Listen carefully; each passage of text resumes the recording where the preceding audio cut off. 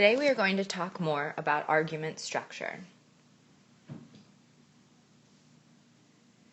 As we've already discussed, a lot goes into making your argument persuasive. Evidence, credibility, and balance are all things we've talked about in the past. The order in which you present your information also impacts how persuasive your overall argument will be. This is called argument structure.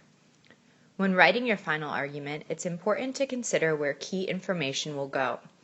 We will cover a great deal in this video, much of which you will not be encountering for the first time. I would highly recommend taking notes, as what we cover today will directly relate to your final essay. I will expect this material to be reflected in your final essay. Today we will discuss the three main argument structures: classical oration, Rogerian arguments, and Toulmin arguments.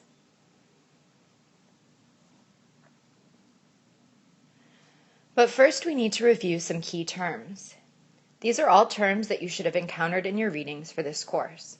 Be sure to refer back to your notes to review inductive reasoning, deductive reasoning, syllogism, and enthymeme.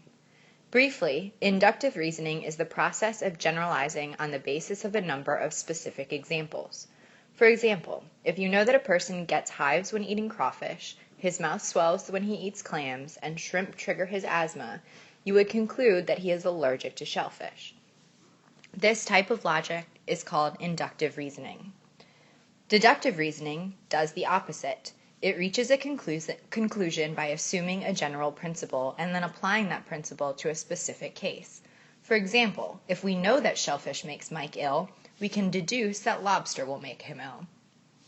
This is also an example of a syllogism. A syllogism is a structure of deductive logic in which correctly formed major and minor premises lead to a necessary conclusion. Another example of this would be saying that all mammals are warm-blooded, and dogs are mammals, therefore dogs are warm-blooded. An enthymeme, then, is a shortened syllogism that drops the connecting logic because it is assumed. For example, all mammals are warm-blooded, therefore dogs are warm-blooded. We dropped the connecting logic that dogs are mammals because it can be assumed.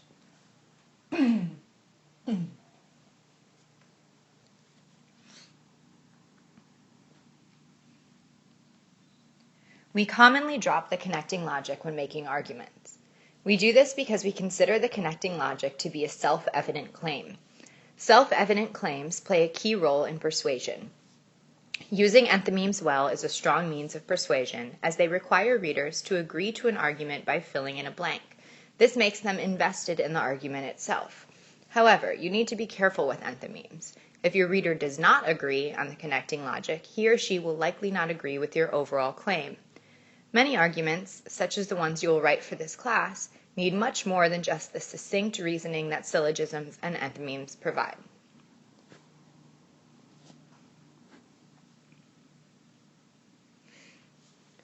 This is where argument structure comes in. Argument structure gives you guidelines for how to format the background information and support you'll need to make a complex argument persuasive. The first type of argument structure we will discuss today is classical oration. Classical oration comes from Greek and Roman rhetoricians who, nearly 2,000 years ago, in need of a way to make legal and governmental proceedings structured and effective, taught speakers and writers to think of arguments as debates. Although this structure is old, we still rely heavily on it today.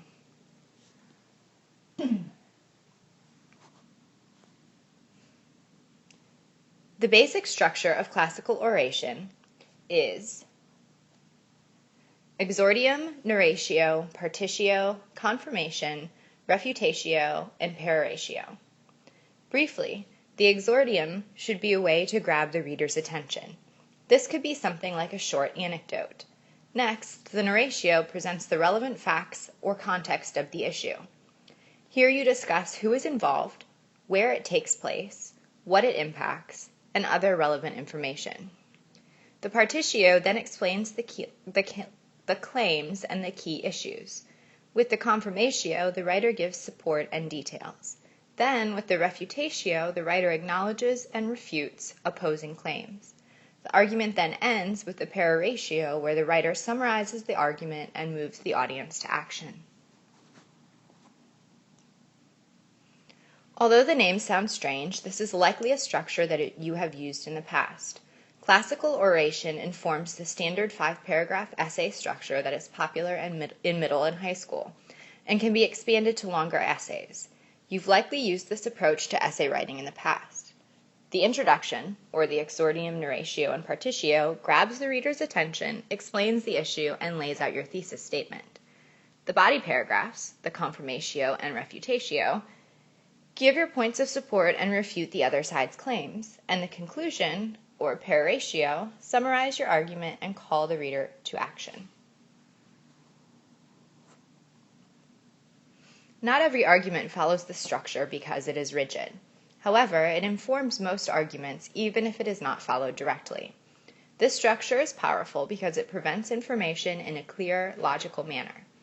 This structure allows writers or speakers to guide their audience through an argument.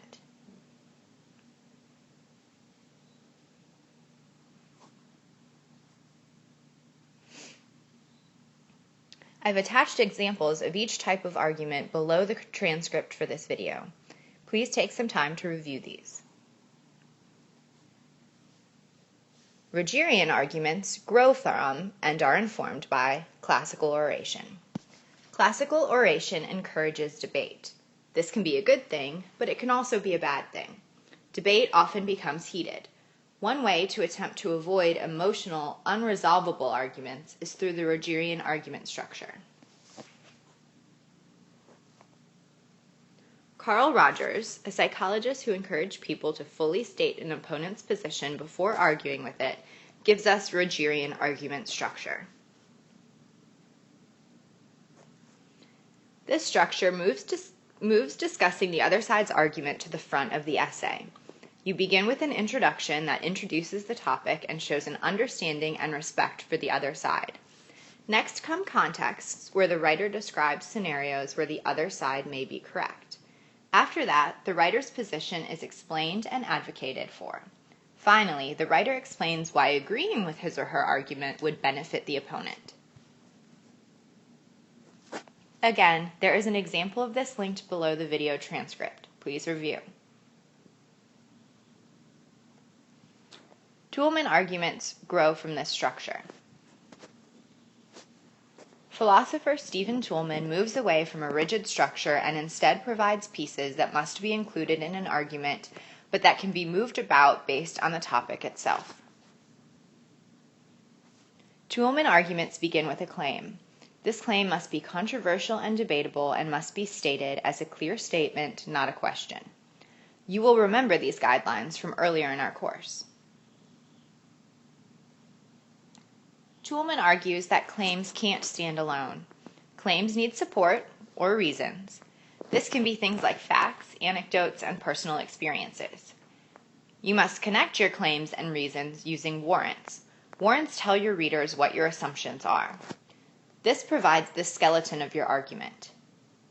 You then need backing, more developed support. And finally, Toulmin argues that you must include qualifiers that limit your argument to make it more reasonable. You can find an example of this linked below the video transcript.